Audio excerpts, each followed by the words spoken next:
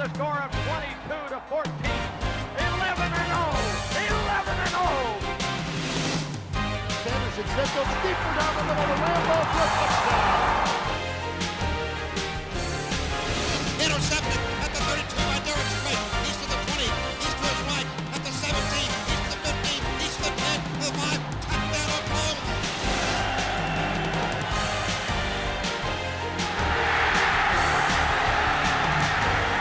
To his left. To the 25. Splits two men. Now to his left. To the 40. 45. He's gonna go all the way. Touchdown Michigan. Rodgers takes the ball at the 30. He's hit and got away. Back upfield to the 35, to the 40. He's to the 45. He's to the 50, to the 45, to the 40, to the 35, to the 20, to the 10. He's all the way home.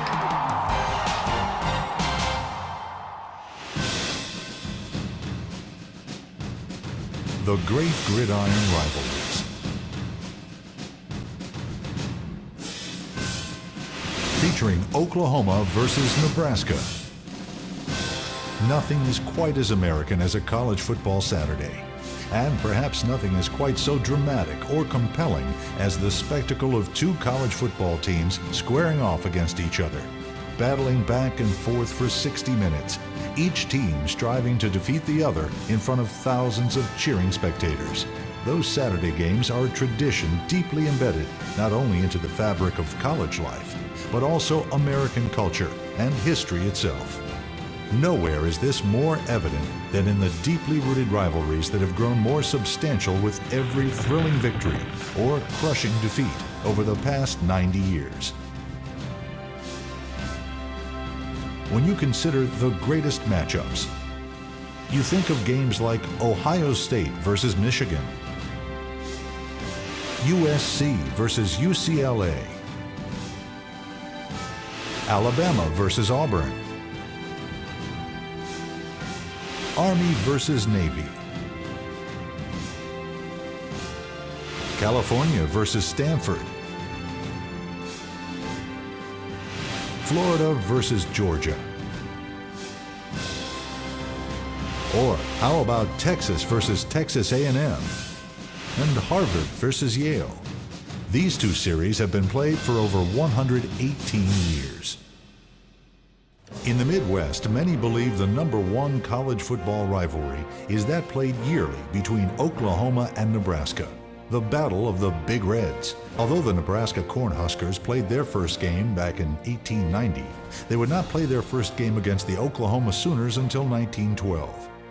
It's doubtful that the crowd who watched that first game had any idea that such an intense rivalry would develop and still matter over 90 years later. They have, without question, the greatest tradition in college football consistently that I have witnessed, because they were ranked #1 in the 60s and 70s and the 80s and the 90s and the 2000s. So Oklahoma, I guess, in a way was our friend. They weren't our enemy, and that they were the standard that we had to live up to. And rather than try to pull them down to our level, we had to get up to their level. And so it was painful, but I guess it was instructional. It's one of those matchups that year in and year out, you never know what's going to happen. One team may look like, from a record standpoint, they should win the game, and next thing you know, the other team wins, and that type of thing. And for us to get through that period of time, we were fortunate, because Nebraska always has great teams. Along the way, there has been a long list of storied names involved. Coaches like Oklahoma's Bud Wilkinson and Barry Switzer, whose teams have each won 3 national championships and 302 coaching victories between them. Or Nebraska's own tandem of Bob Devaney and Tom Osborne, whose teams have won 5 national championships, along with 356 coaching victories. Players like Oklahoma's Heisman Trophy trio of Billy Vessels, Steve Owens, and Billy Sims. Nebraska counters with their own roster of Heisman winners like Johnny Rodgers, Mike Rozier, and most recently, Husker quarterback Eric Crouch. Through it all, there's been the game between the Big Reds. Year after year, game after game, victory after victory. Or worse, defeat after defeat. From that humble beginning back in 1912, which Nebraska won in Lincoln by the score of 13-9, each game has evolved, adding to the legend, the history, the rivalry. Some of the early milestones include the first game at Memorial Stadium, where the Cornhuskers defeated Oklahoma 24-0. In 1925, Nebraska defeated the Sooners 12-0 for its 200th all-time win. The 1937 game would feature a scoreless tie. In 1942, Nebraska will defeat Oklahoma again 7-0 for its 300th all-time win. However, starting in 1943, Oklahoma will rattle off 16 consecutive victories, while winning by an average score of 36-8. In 1950, Oklahoma would defeat Nebraska 49-35. Sophomore running back Billy Vessels will finish the day with 208 yards on 18 carries, while rushing for 3 TDs. Oklahoma quarterback Claude Arnold also rushes for 2 TDs while throwing for another. The win stretches Oklahoma's victory streak to 30 games and ensures a third straight Sugar Bowl invitation for the Sooners. They defeat Oklahoma A&M to earn the school's first national championship, the first of 3 under legend in the making, Coach Bud Wilkinson.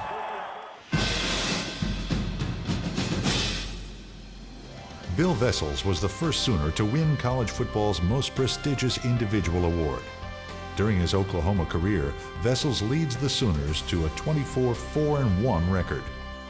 During his senior season, Curly, as he was known, rushed for 1,072 yards on 167 carries, scoring 17 TDs.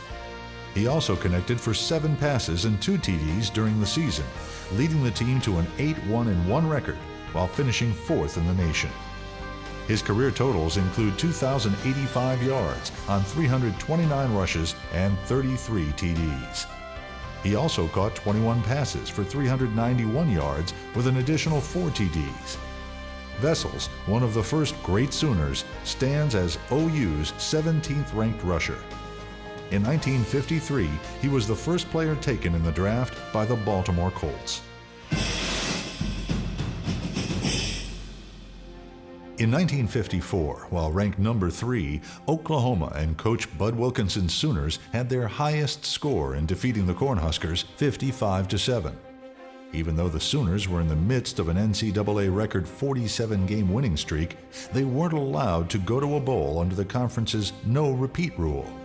Despite their loss to the Sooners, Nebraska got the bowl invitation but lost to Duke. In the mid-50s, Oklahoma continued winning, including 2 more national championships in both 1955 and 1956.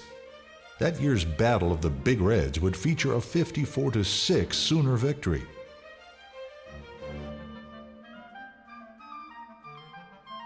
By 1959, Oklahoma had not lost in 74 consecutive conference games, and the Cornhuskers had not beaten the Sooners in 16 years, from 1943 to 1958. The date was Halloween, Nebraska's homecoming game in Lincoln. The game was close throughout, but by the end, Nebraska would shock Oklahoma by the score of 25-21. A last-minute Sooner comeback attempt failed when Ron Mead intercepts a Bobby Boyd pass in the end zone. With the surprise win, Nebraska Chancellor Clifford Harton will cancel classes for the following Monday so that students will have an extra day to celebrate.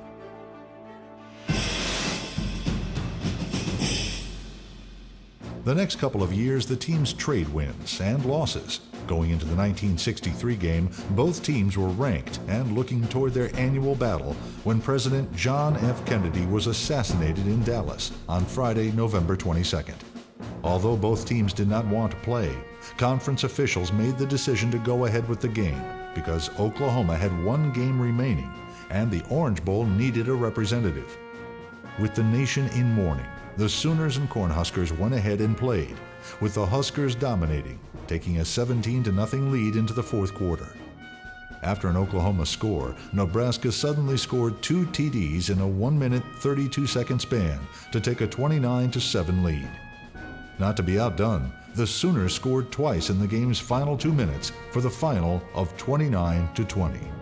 In 1964, under new head coach Gomer Jones, the unranked Sooners gave the number 4 Huskers their only regular season loss, winning 17-7.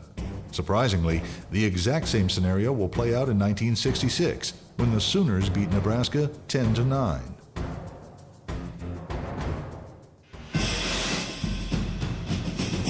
In 1970, the Battle of the Big Reds saw Nebraska come into the game ranked number 3. In the game, the Cornhuskers would have to come from behind twice to notch a 28-21 win. Junior quarterback Jerry Taggy scored the winning TD with 7:42 remaining, capping a 53-yard drive. Nebraska would finish with an 11-0-1 record and win their first national championship for coach Bob Devaney. The Nebraska Cornhuskers would win their second straight national championship in 1971, then see the retirement of Coach Devaney at the end of the 72 season. Along with his back-to-back national championships, Devaney would also win 8 Big 8 titles in his 11-year career at Nebraska. His record of 136 wins, 30 losses, and 7 ties left him as the winningest active coach in the nation at the time. Among his honors was his induction into the College Football Hall of Fame in 1976. He served as Nebraska's athletic director from 1967 to 1992, before retiring in 1996. He passed away in 1997.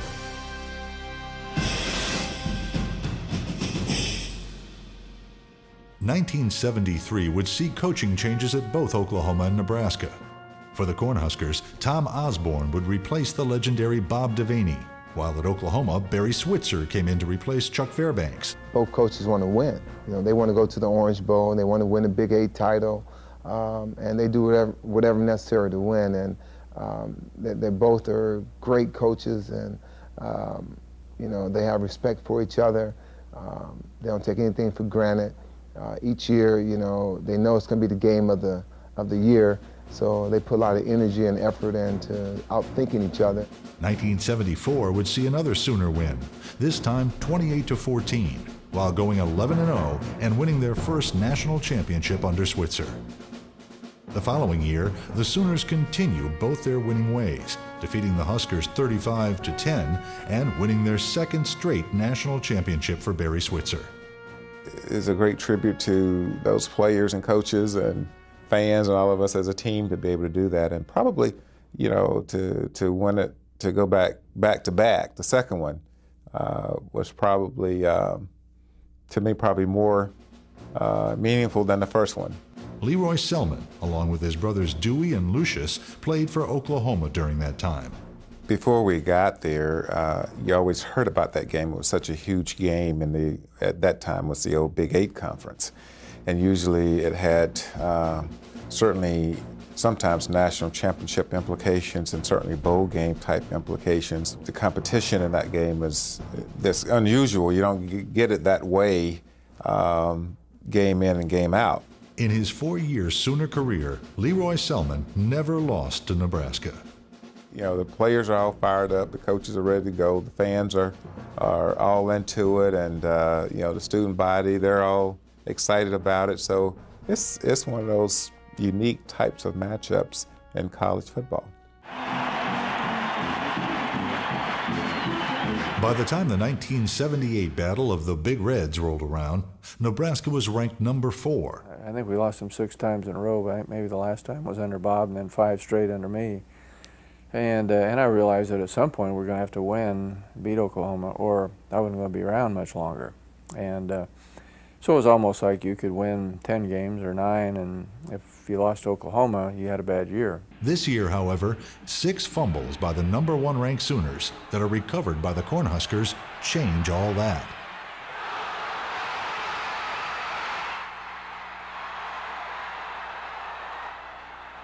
Rick Burns, who rushed for 113 yards and a TD, scored on a 5-yard run in the second quarter.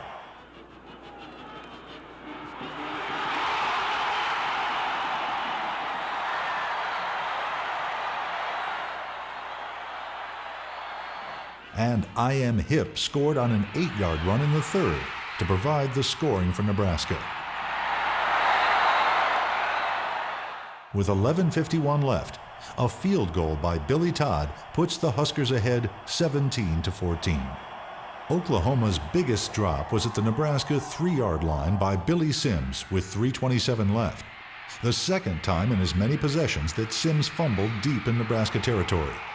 Jim Pillen would recover to seal the upset, and final score of 17-14 in Nebraska's favor. When people ask me about the Oklahoma-Nebraska rivalry, that's the first game that jumps out at me, and it's people say that, well, I remember all the losses. I don't remember the wins. I remember the losses, and that one was devastating because we had been ranked number 1. We were number 1 going into the game. We were 9-0, had a great football team. We fumbled 9 times that day. We lost 6 fumbles, and we only got beat 17-14. Unfortunately, the Huskers lose their chance at a national championship when they are beaten in their final 2 games that year, including an upset by Missouri the week after their Oklahoma victory. The best football team didn't win. I know that in my heart. We beat ourselves, but no one guy did it. We did it as a team. We played good on defense, we played good on offense. We made errors both ways, both ends of the field. It cost us. You're a great football team, man. We've come a long way. We can still finish up and have a great year. Do it with pride, with your chin up. You don't have to duck your head and not look a person in the eye. You look every guy in the eye, every person you meet, every reporter. You don't have to duck your head, people, because you're winners. Nebraska wins the Big 8 title to get an automatic Orange Bowl bid. However, in a surprise move, the Bowl Committee invites number 4 ranked Oklahoma. All right, now what has happened is that with Georgia getting beat, the Tide is like getting beat, so that puts Alabama. Penn State more than likely is going to go to the Sugar Bowl to play Alabama. Now what it does to us, it does this. The Orange Bowl is meeting right now in an executive meeting. They're considering, I don't know, the possibility of taking us, or probably more likely to ask us to come play Nebraska again in Orange Bowl.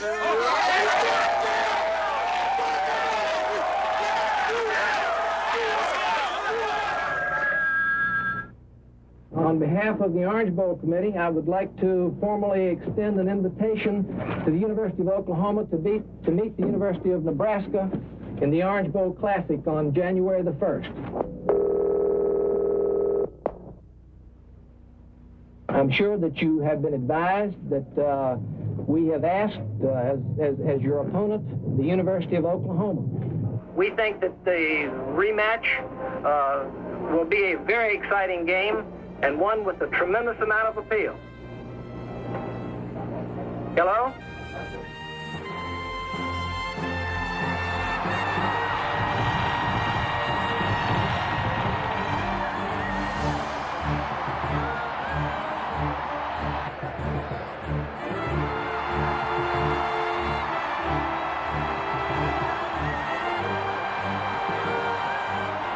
In the Orange Bowl, the Sooners cruised to a 31-10 lead after 3 quarters of play.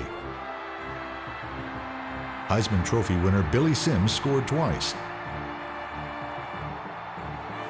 Sooner quarterback Thomas Lott was also responsible for 2 scores. The final score would read Oklahoma 31, Nebraska 24, as the Sooners avenged their only loss of the year to the Cornhuskers. Best football team in the country because we beat everybody we played this year. We're the only team that did it.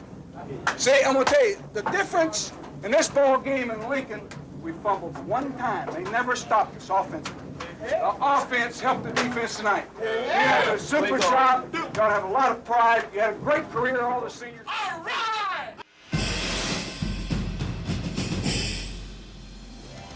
In 1978, Sims set a Big 8 single-season rushing record with 1,762 yards on 231 carries, averaging more than 7 yards per carry. He also topped the 200-yard mark in 4 different games, a school record. For his career, Sims gained 3,813 yards on 538 attempts and 50 touchdowns, and stands 3rd on the all-time rushing list. Opening game of a new decade would see both teams ranked, as 74,000 plus fans were in attendance at Memorial Stadium in Lincoln as the game got underway. Heads. All right, did you understand that he called heads, Nebraska? And it's tails, so Nebraska wins the toss. By the fourth quarter, Nebraska had fought back to take a 17-14 lead on quarterback Jeff Quinn's 1-yard plunge. Nebraska fans responded by throwing oranges onto the field, signifying the expectation of another Orange Bowl appearance by the Cornhuskers. You know, it's the moment, you know, everyone knowing that this team is going to go to the Orange Bowl, if it's Oklahoma, if it's Nebraska, or if it's Colorado, whatever, you know. It's fun to see. It's just great the fans can get involved in something like that. After the turf is cleared of the oranges, the Sooners, starting at their own 20, promptly marched down the field in just 8 plays. On the third play of the drive, from the Oklahoma 43, quarterback J.C. Watts executes the option perfectly with a pitch to Buster Rhymes, who takes it all the way to the Husker 14. 5 plays later, and with just under a minute left, Rhymes goes over the top on a 1-yard dive to score the decisive TD in a 21-17 Oklahoma win. You have your hopes up so high that you're going to win this game, and then he comes back and score and take all the juice out of you, you know, all the excitement. I want to say something, man. We got a game next week. We got to back up everything we said. And I want to know one thing. Are there any good Mexican restaurants in Miami?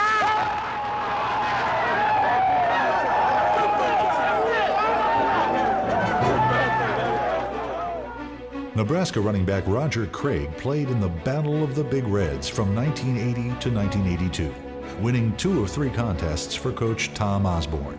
It was like the game of the year. You know, you beat Oklahoma, you go to the Orange Bowl. So, you know, that was a big rivalry, you know, for Nebraska and for Oklahoma as well. Craig talked about the tradition of Nebraska football. I miss hearing those roar of the cheer of the fans. You know, it's incredible, especially after a big run. You know, I still get goosebumps thinking about the fans.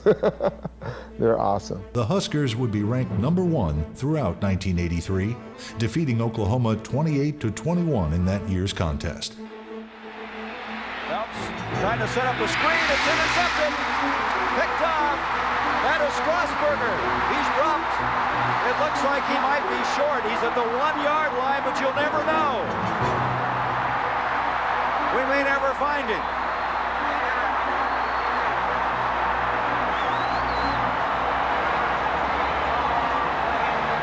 They're tearing the goalpost down, and we still have 26 seconds left in this game. Boy, look at the intensity on that man's face. However, an Orange Bowl loss to Miami would prevent them from winning another national championship. By 1985, the Sooners would regain their footing and finish with a 27-7 win over Nebraska, an 11-1 record, and another national championship for Barry Switzer.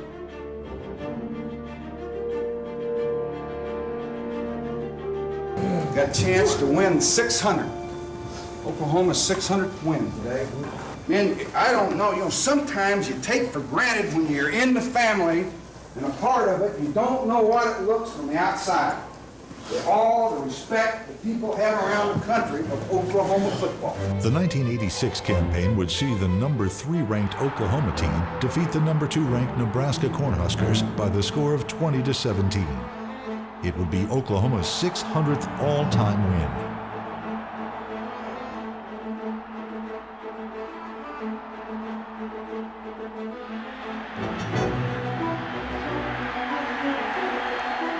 By the 1988 game, Nebraska was ranked number 7, while Oklahoma was ranked 9th. Unlike most of the previous games, this year's affair would be an extremely low-scoring one, with the Cornhuskers notching a 7-3 victory. It would be Coach Barry Switzer's last regular season loss.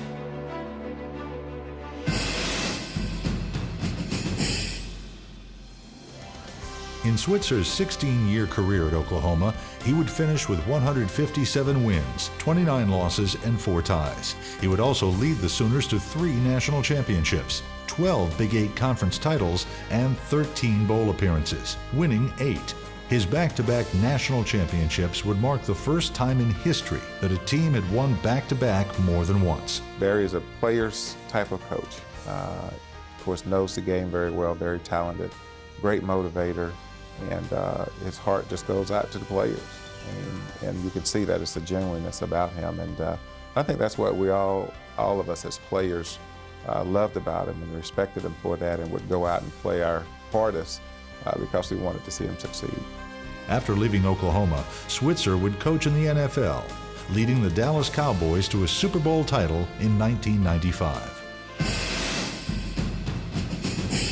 In the next 5 years, the Nebraska Cornhuskers and their vaunted black shirt defense would win 4 of 5 games against the Oklahoma Sooners. Each year, the Huskers' overall record would improve, and by 1994, Nebraska was looking like a true national power once again. Nebraska entered the game with the #1 ranking, although backup quarterback Brooke Behringer steps in for the injured Tommy Frazier. The Huskers would depend on their defense in this contest, and Oklahoma could only muster 179 total yards, with 47 of those coming in the second half. The game's only touchdown comes in the fourth quarter, when Abdul Muhammad catches a 44-yard pass to set up a Brooke Behringer 1-yard run.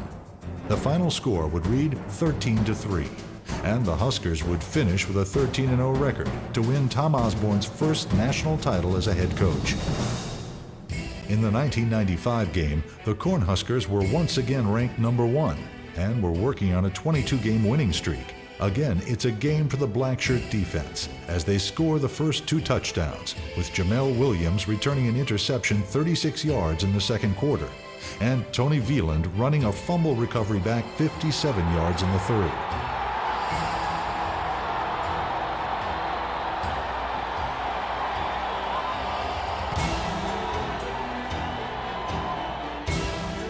The Sooners can only generate 241 yards of offense, 51 on the ground. Nebraska goes on to defeat Oklahoma 37-0, winning its 36th straight regular season game. The Huskers win the Fiesta Bowl and have back-to-back national championships. The 1995 team topped the all-time Sagarin rankings and is widely considered Tom Osborne's best team and among the best college teams in history. If the 1995 Husker team was considered a strong one, the Sooners probably thought the '96 team was off the charts. Jason Peters sacks Justin Fuente on the Sooners' first play, and that sets the tone of the game. He fakes a handoff, rolls right, and he's sacked just as he turned his back. There was Jason Peters all over him for a loss. The Huskers score 45 points in the second and third quarters. And he dives in for the touchdown. Off to the running back. Fuente has his pass tipped to the line of scrimmage. It's going to be intercepted to the 30 by Mike Minter. Minter down to the 25, and Minter returns it to the 24-yard line. How excited is that young man? When it's over, the #5 ranked Cornhuskers will have handed Oklahoma its worst defeat of the series, winning 73-21.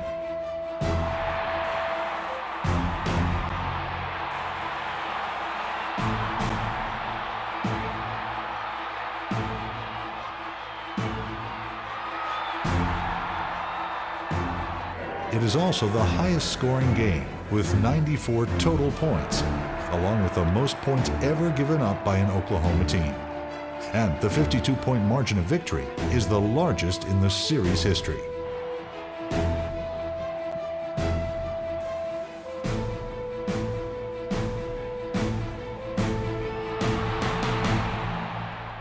That record will be erased in the 1997 contest as the #1 ranked Cornhuskers increase it to 62 points as they defeat the Oklahoma Sooners 69-7.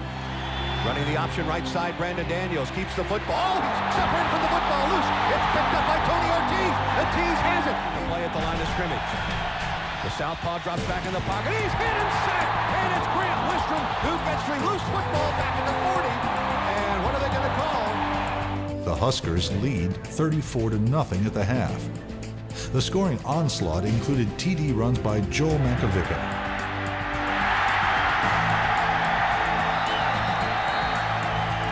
Back at the 41-yard line of Oklahoma. Here's London rolling to the right side, gets a block, now fires a pass, got Newcomb down, he's got it to 10, and he's shoved out of bounds.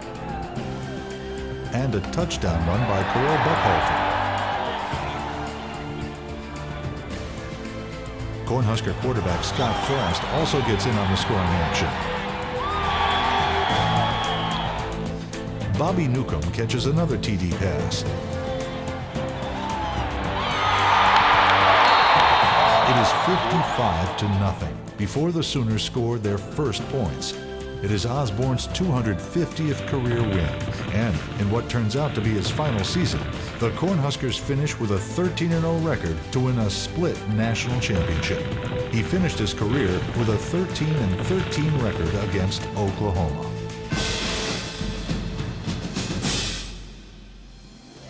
Coach Tom Osborne would finish his 25-year career at Nebraska with a record of 255 wins, 49 losses, and 3 ties. His teams would win a total of 3 championships, including back-to-back titles in 1994 and 1995. They would also win 13 conference championships and make 25 consecutive bowl appearances. He was the fastest coach to win 200 games and the fastest to reach 250. Osborne is currently a member of the United States Congress.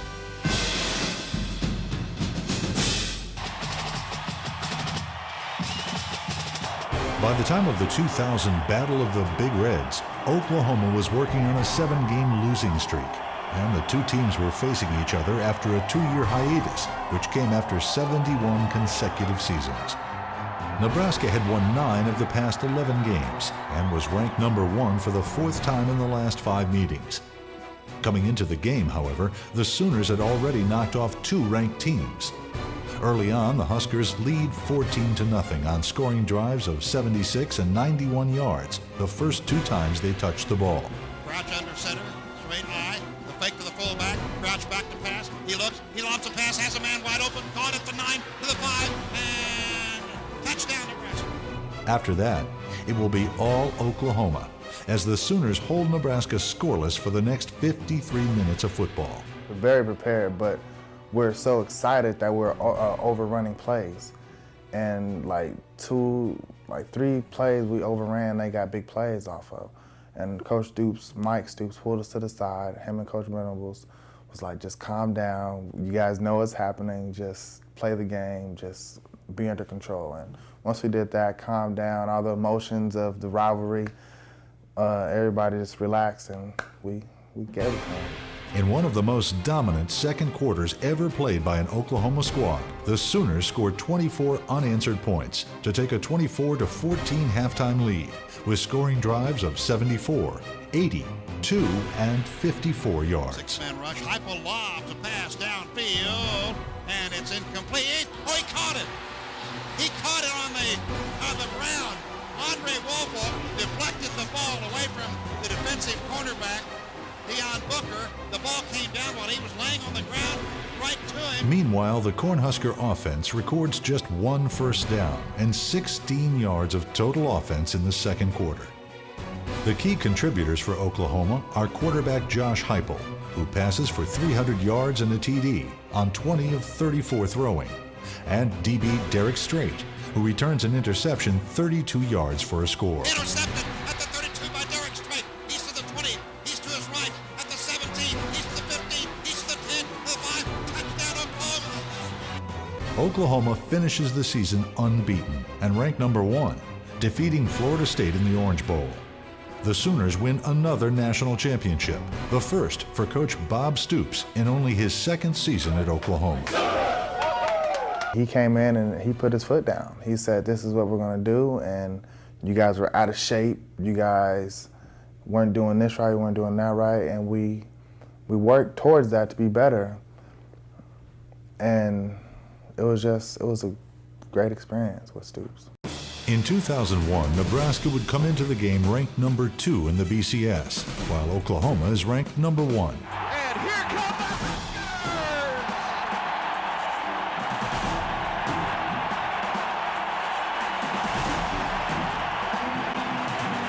The winner of the Battle of the Big Reds would have the inside track to the Big 12 championship and a trip to the Rose Bowl, site of the national championship game. 40, 45, 50, 45, 40, 35, 40. Just tripped up from behind, and down he goes.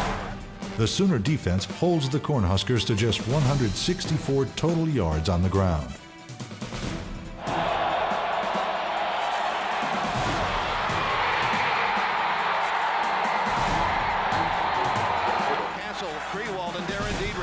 Everybody in tight. Here is a handoff to Dietrich over the left side. He's in! Touchdown! Nebraska, on the other hand, had entered the game as the nation's top-ranked rushing offense with a 338.8 yards per game average. First down and 10 to go.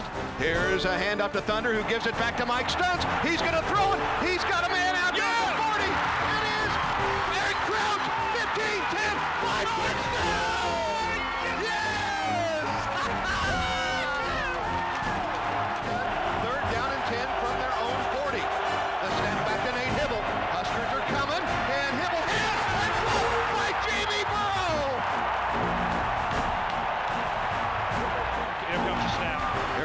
Just puts a knee down. Oh, yeah. Oh, yes, and Oklahoma has no more timeouts. This is going to take care of it. The Huskers come into this one, and they beat Oklahoma. Despite the lack of offensive production, Nebraska defeats the Sooners 20-10, as Oklahoma suffers its first defeat in 20 games. We lost sight of our goals. We got ahead of ourselves.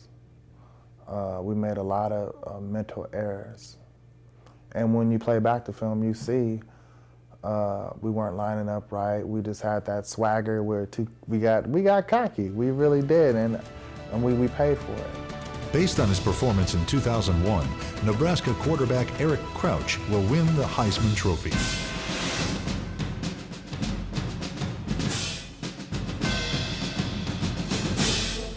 Out of all those head-to-head contests, there are certain games that are bound to stand out. Which game would Oklahoma fans consider their top win against Nebraska? Maybe it's the 1987 game, a contest billed as the Game of the Century too. In the week prior to that game, Nebraska had taken the #1 ranking from the Sooners, dropping them to #2. The game was played in front of 76,000 fans in Lincoln, with the Cornhuskers scoring first on a 25-yard run by I-back Keith Jones late in the first quarter. After that, it is all Oklahoma, as the Sooner defense, led by Dante Jones and Ricky Dixon, shuts down the high-powered Cornhusker offense. Nebraska finishes with only 235 yards, 289 yards under its nation-leading average. Incredibly, the Huskers cross midfield only 3 times. Dixon has 2 interceptions, returning one to the Nebraska 13-yard line to set up Oklahoma's first TD early in the second half. Patrick Collins gives the Sooners the lead with this spectacular run.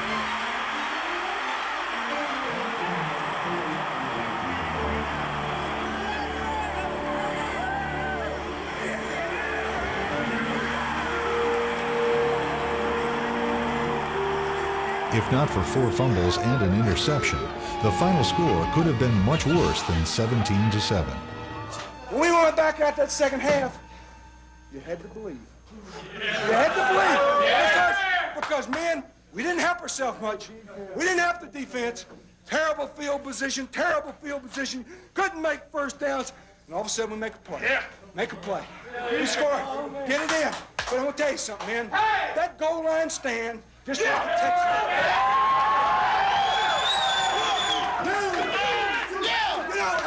Hey, you don't do it once in a lifetime. You did it twice. Against the #1 team in the country both times. What's up? Instead of getting 1 game ball defense, you get 2 game ball.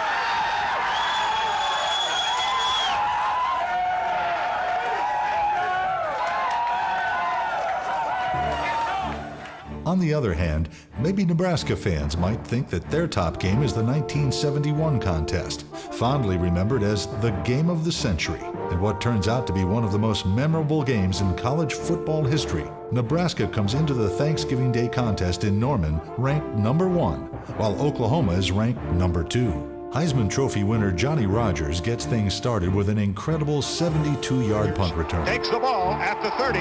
He's hit and got away. Back upfield to the 35, to the 40. He's to the 45. He's to the 50, to the 45, to the 40, to the 35, to the 20, to the 10. He's all the way home.